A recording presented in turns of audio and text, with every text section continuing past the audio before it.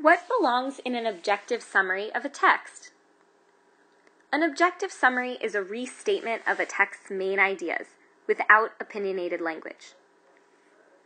The British invasion was not a military campaign. Rather, it was a sweeping cultural change on American shores. It all started with a rock band called the Beatles. These details are teaching me what the British invasion was. After President John F. Kennedy was assassinated in 1963, America was demoralized. The country needed something to lift its spirits.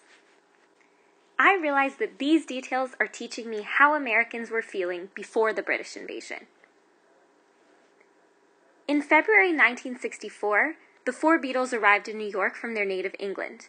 They played music that was positive and fun, and their songs gave many Americans a version of relief.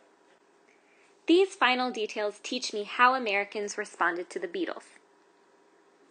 The question asks, which of the following belong in an objective summary of this text?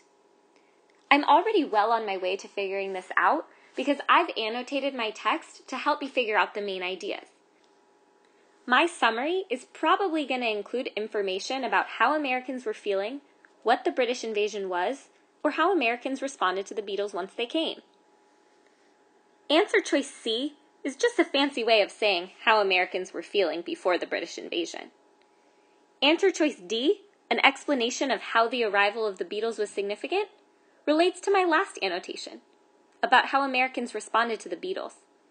I'm going to quickly double check my first two answer options to make sure they don't work also, because remember, the question asked us to select all that apply.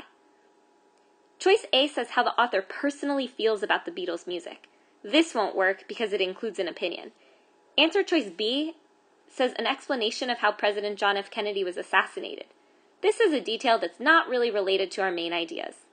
The correct answers are C and D.